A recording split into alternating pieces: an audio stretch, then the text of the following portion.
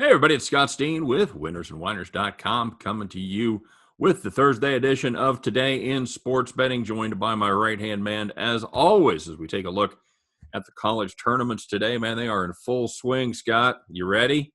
Yep, let's do it. All right. Well, we got the early game. We got the Virginia game, so we're gonna skip that because we know probably won't have that posted before. I think Scott and I are both doing small leans there towards Virginia minus the 5 points, if you must know. And the best game of the day, Scott, or certainly, is it the only game between ranked teams? Two games. You have that one, and then you have the late game between Texas and Texas Tech. So both are Big 12 games. But you got an early treat, which unfortunately means we're probably not going to cover it in depth because by the time this gets uploaded, we won't have much time to look into it. Yeah. But you have Oklahoma State and West Virginia, which is kind of weird because I feel like they just played each other. Yeah, it just seems like it was just almost day before yesterday. No, it was Saturday they did that? Yeah, Saturday. Yeah. So, yeah, we have the rematch of that game, West Virginia -3. Again, any feelings on that, Scott, before we move on quickly? It kind of depends on if Cunningham plays, but I don't really want anything to do with West Virginia right now because they've lost 2 of their last 3, and you lost to Oklahoma State without Cunningham. So with Cunningham, if he does play, I don't know if I can really back West Virginia, especially laying points. So I'm going to pass. Hell with them both. You know who doesn't travel well to Kansas City, Missouri? West Virginia. Mm-hmm. Not at all. And we have another pretty good game to start the whole thing, Scott. A little 11 a.m. start, Toledo and Ball State. So, yep. All right, so enough about the games that we're not going to play. I like Toledo there, by the way. Mm-hmm. Let's talk about this one, Scott. We didn't actually have this on our schedule before when we mapped this out. A couple games here, real quick. Villanova, Georgetown, and Kentucky, Mississippi State. 2 teams, in desperate teams, not the same level of desperation, obviously, but Nova is reeling. They're injured, laying 8 to Georgetown. That Georgetown team jumped up yesterday. Are they going to do it again? I'm not going to lay the points with Villanova. Yeah. Well, looking at this number, it's gone from around 9 to 8.5, even a couple of 8s popping up. Yeah. Georgetown played some of the best defense it's played probably since Patrick Ewing was there yesterday. Gave up less than 50 points. I saw videos of Marquette warming up in some public park in New York City. I don't know if you saw that or not. No. They were warming up in some random public park. Nice. Not a good idea. They scored 14 points in the first half. It's like they left half the team there. Pretty much. But either way, if I'm going to be playing this, I'm taking Georgetown the points. I think there's a good chance Georgetown could be in the hunt to win the game. Am I going to pick them to win? No. But you have Villanova missing 2 of their 3 best players. I think Georgetown could be live to win this thing. So if I had to pick, I'd take the points. Okay, good. And you and I were talking before the show about Kentucky because we've seen North Carolina, 2 of the blue bloods that we were North Carolina was probably going to make it, but a couple of the blue bloods that were really down on their luck. North Carolina, Duke, they look like just monster, unstoppable teams right now. Is Kentucky going to be the third? Is this Kentucky team find their mojo in the postseason and piss everybody off and win the tournament? Well, you have 2 early teams because you also have Michigan State that's going to be playing, and that's also a question if they're going to get in. We think they're going to get in, so they kind of already righted the ship. But for this matchup, I'd take Kentucky. Mississippi State's really been underwhelming so far this season. Kentucky did win its last game by about 30. I know that money's coming in on Kentucky. It's the same kind of logic I had with Duke yesterday, which is if you know money's going to come in on one side, you can get it and probably save about 1.5 a line movement. Aren't you kind of required to take Kentucky? Yeah. I think Kentucky's probably going to close at 4.5 for 5, so why would I not get in at 3.5? You feel what I'm saying? I do. It's all about the closing line value, my friend. Yep. It hasn't worked very well in the tournament so far in all circumstances, but it's worked with Duke yesterday. You just keep banging, you keep doing what's right, and eventually it's going to start paying off. But also, Mississippi State's just not a good team. That's another thing that they just decent defense, but they just have trouble scoring. So. All right, so now we're into the meat of the schedule. Something after breakfast, anyway. Yeah, Ohio State, Minnesota. Minnesota show you anything yesterday? They showed a little glimpse of why they were at one time ranked. They going to have anything for another struggling team than Ohio State? I don't really want to lay 11 with Ohio State, but once again, the longer Minnesota lasts in this tournament, the more likely a player like Liam Robbins or somebody else might come back. And Robbins is an extremely valuable player. Northwestern burned me yesterday. That was one of the most interesting games I've seen, and not for a good reason, in probably a while. Northwestern had 2 points in the first 11 minutes of the game. They were down 16-2. I had Northwestern -1. They came all the way back, took a 7-point lead with 4 minutes to go, didn't score in the final 4 minutes, lost the game. Yeah. That is next level ineptitude. Atrocious at the free throw line, atrocious from the field. Just Minnesota couldn't have free throw to save their lives, and they still won the game. Absolutely dreadful. Moving down the sheet here. So I'd pass until I find out if Robbins is playing or not. So I'm not going to really give a response. Georgia Tech, Miami. Georgia Tech laying 9.5, 139. Georgia Tech beat them in the regular season by 27. I know Miami ended up winning again against Clemson. Bit of a Cinderella story going on there. I'm still a huge fan of Moses Wright. I think he's such a good player, and I think Miami has absolutely no answers for him on the inside. The issue with Clemson is that team couldn't score. Georgia Tech can actually score the ball.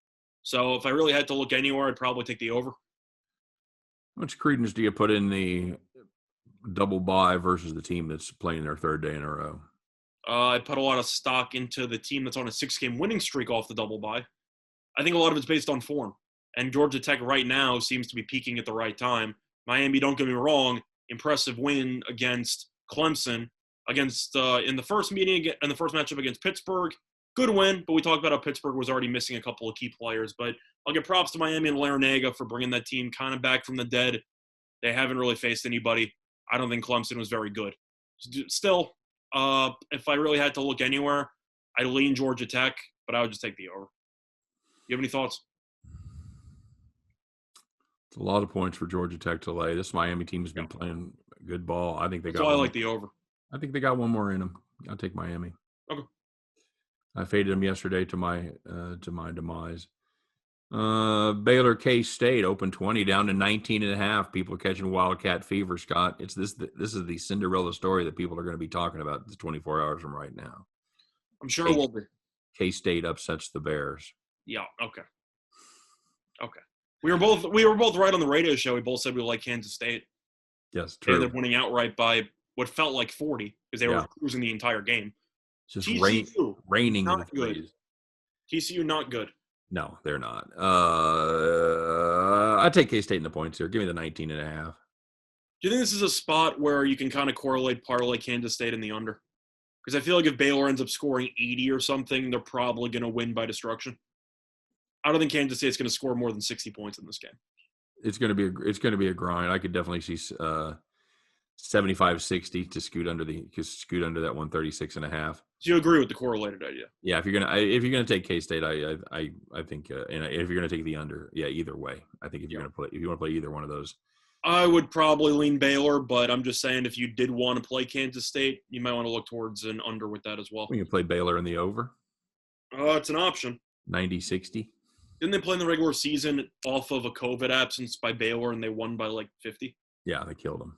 So that really wouldn't surprise me. Absolutely destroyed them. That's what's going to make the victory so much sweeter. Mm-hmm. Play the money line. You won't. Well, let's talk about your team there, Scott. St. John's catching one in a hook from Seton Hall. Who in the hall are you talking about? Mm-hmm. From MSG, as everybody up there calls it, that's Madison Square Garden to the rest of you. The Johnny's got something here for him, buddy? See, they played in the final regular season game in St. John's, and St. John's went down 18-0 to start the game. We're up double digits with about a minute to go in the second half. They went on a massive 30-point run for the next about, I'd say, 35 minutes or so. Really, it was just nuts. But St. John's ended up winning the game outright. The only thing about this is I got to assume St. John's a pretty big home court advantage here because of the fact that St. John's usually plays an MSG at least twice a year. It's kind of a second home, if you know what I mean there. So I wouldn't be surprised to see St. John's play well. The thing is, I know we disagreed a little bit on the radio show about Xavier. I know that team was falling apart. I said I would take the points with Butler because I didn't like back in the current form. I don't like the current form of Seton Hall. I don't want to be laying points with Seton Hall just because this team is one of the last 4 in and they're on the bubble. I don't really care. If your Yeah, team's playing we've talked about that ad nauseum where they've lost 4 straight, they've failed to cover 6 straight. Seton Hall not exactly hitting their stride at the right time. That's what I'm saying. So just because this team is projected to be in the field by Lenardi doesn't mean that I think they're going to play well. St. John's just beat them after falling by an 18-0. I think this game will be very close. We'll come down to the wire. As a St. John's fan, I'm expecting heartbreak, but I don't want to be laying points with Seton Hall. So if I had to play it, I'd take the dog. I agree. I think I'll probably make a personal play on that. I like the Johnnies there. Montana State, Idaho State. You all over that one? No, I'm kidding. Let's move on. What do we got out west? Oh, there's a pretty good game there, Scott, with Boise State and Nevada. Boise State team that's projected to be one of the last 4 in. Of course, they've got two Mountain West teams in the last 4, and I'm not sure that's going to work out that way, as they might cannibalize each other there in the tournament. Am I wrong for thinking that Lenardi's been drunk for the last week and a half? I don't understand half of his rankings. They make no sense to me. Like, he had Louisville, who got killed today, who we both roasted for not having a good resume. Weren't they a 9 or a 10? That team's terrible. I know. But I don't know. It's been a crazy year. I can't blame Lenardi because you have teams that have played uneven amount of games.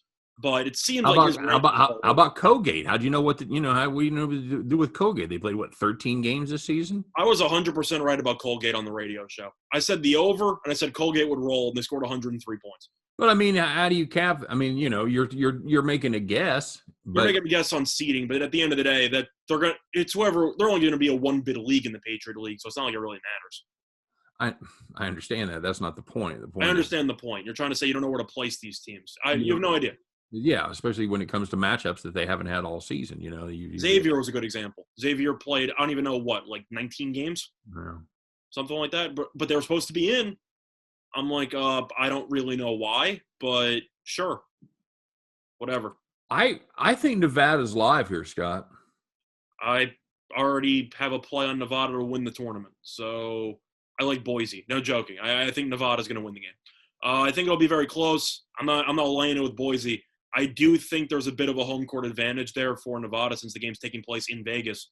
But Nevada's playing really well. Boise has really not. I know Boise was a team we talked about for being the best team in the conference for most of the year. Kind of fell apart after it ended up sweeping Utah State. Yeah, well, they had 2 tough games against San Diego State, lost them both. They did manage to squeak out a cover in the last one. I guess you can excuse those, but the home loss to Fresno State is a 14-point favorite. That's just eye-opening right there, and it really makes me wonder. Now, they've had to sit on that for 9 days. They've had to have that sticking in their craw. So I don't know. This is I still see Nevada 25-1 on DraftKings to win the tournament. Yeah. Sure. That's a good deal for me. Lock that up. I'd lock that up indeed. You might have to hedge it in the next round, though, because they would hypothetically be playing San Diego State. Okay. But if you win that game, Nevada's probably a pick'em for the conference title.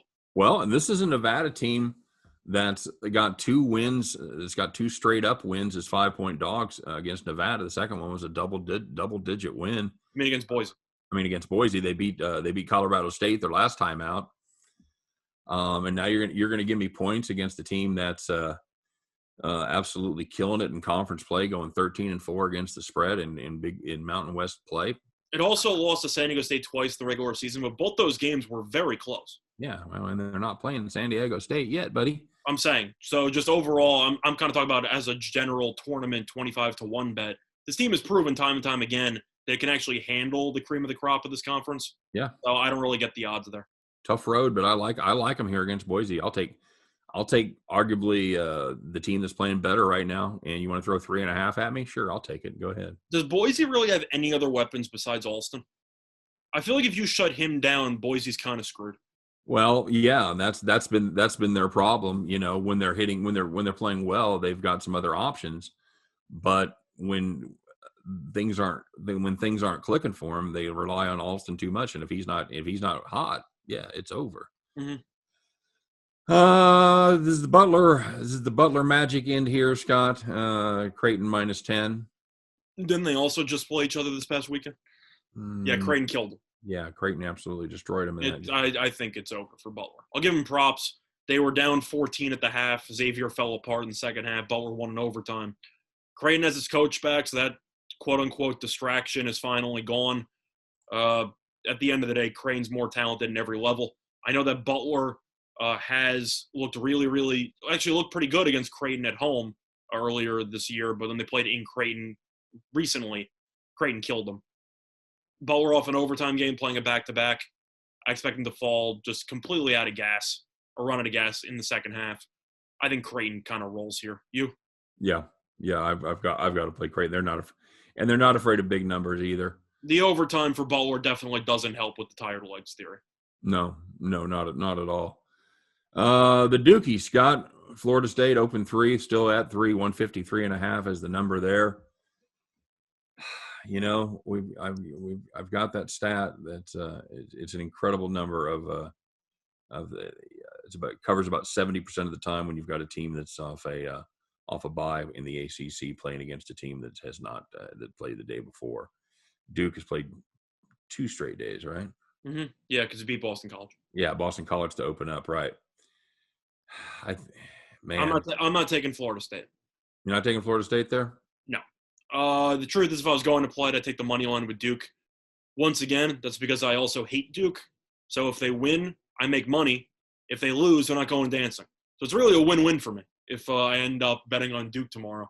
But for this matchup here, Florida State's really not been playing well. You look at the recent results for them.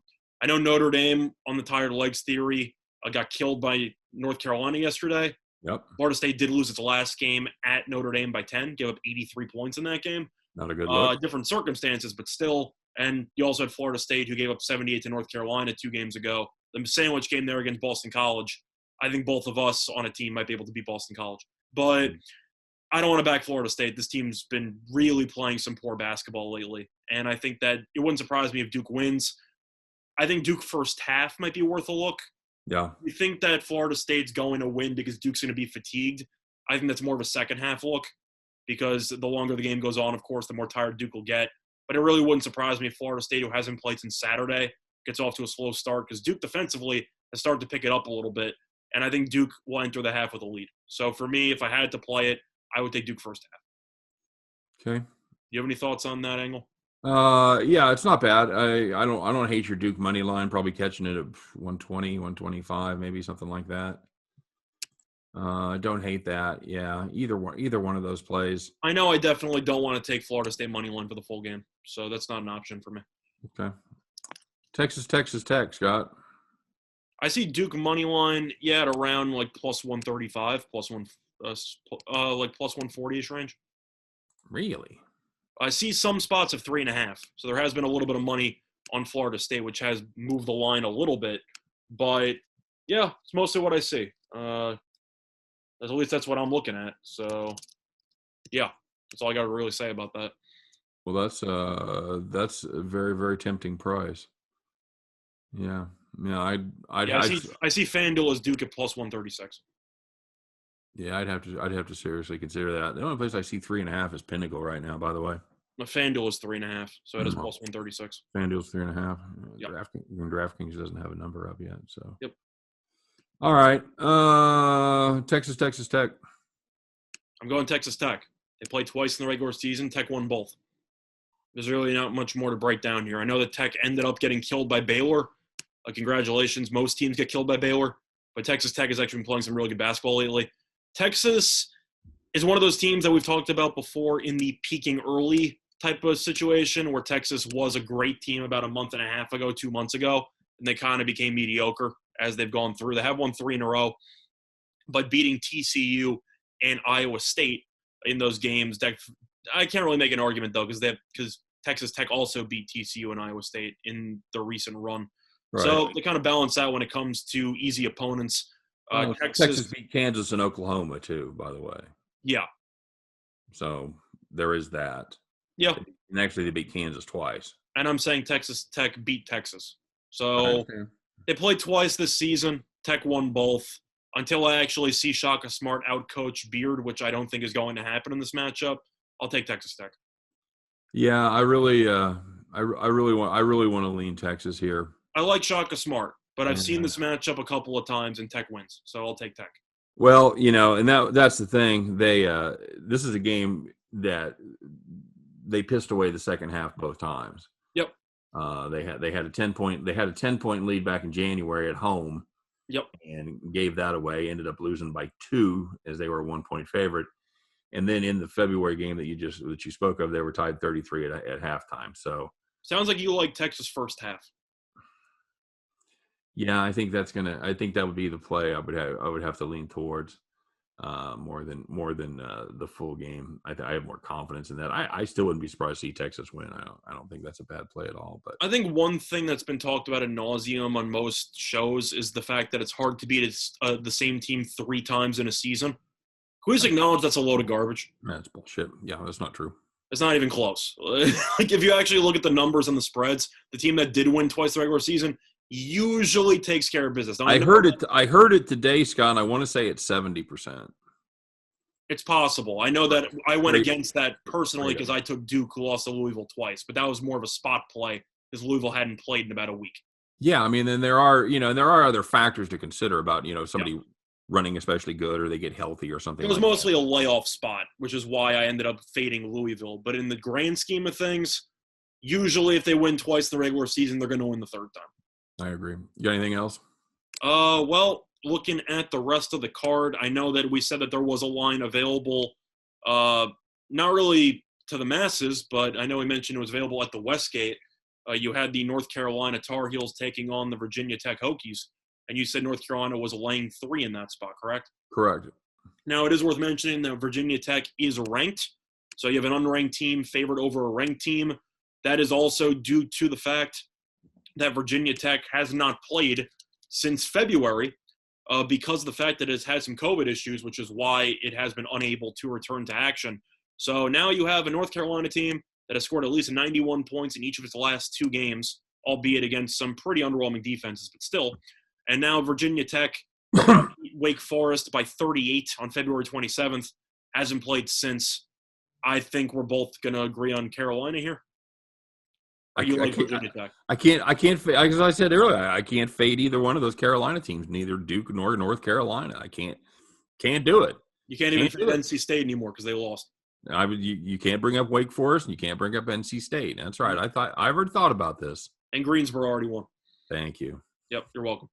Forgot about Greensboro. You think I'm gonna fade Greensboro? No, because they won. I'm not. That's right. Yeah, so. But I can't. It's the same logic that I had for fading Louisville. This team hadn't played in a while. They were against a team that was in solid form, or at least looked pretty good for at least a game.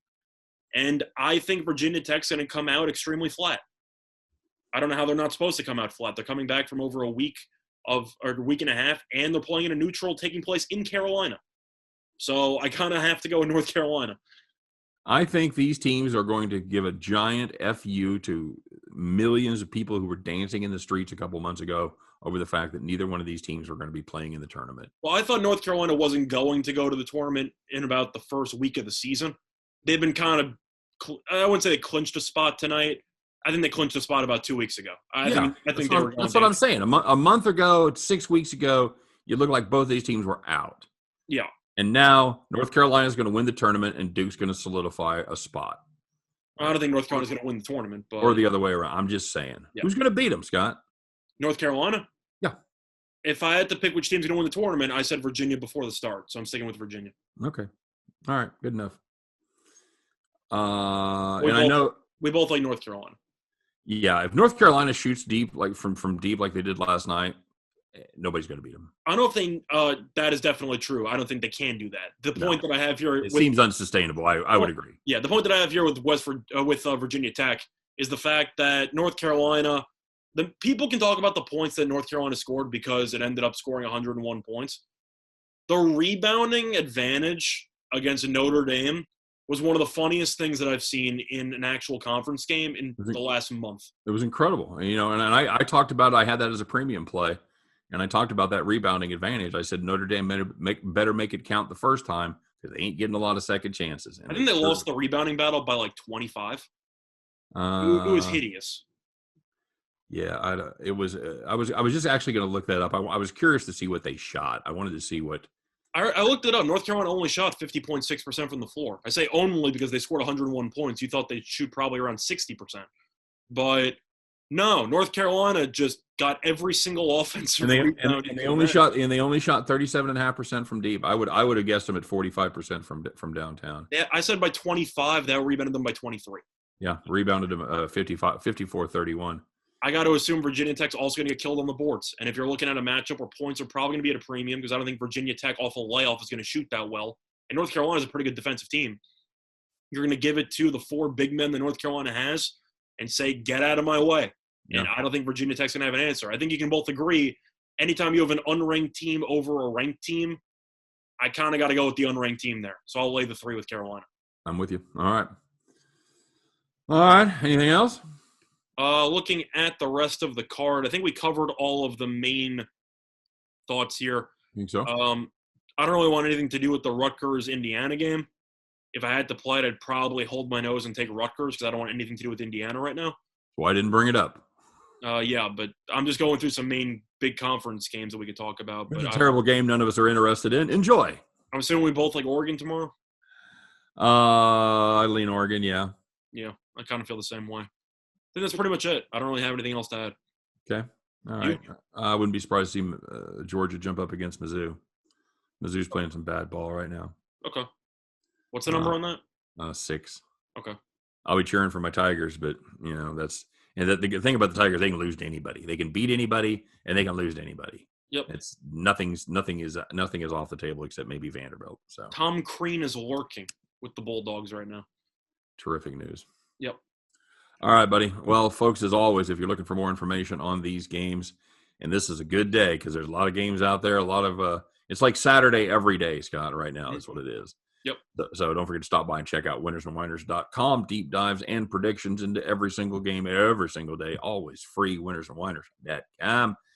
And, of course, Scott and I are going to do an NBA show. We got to dust off our NBA chops here, so stay tuned for that. Wishing you guys nothing but the best of luck on all of your plays today. Hope every one of those tickets in your pocket turns into cash money back at the window. You guys have a great day, and we'll see you on the flip side on Today in Sports Betting.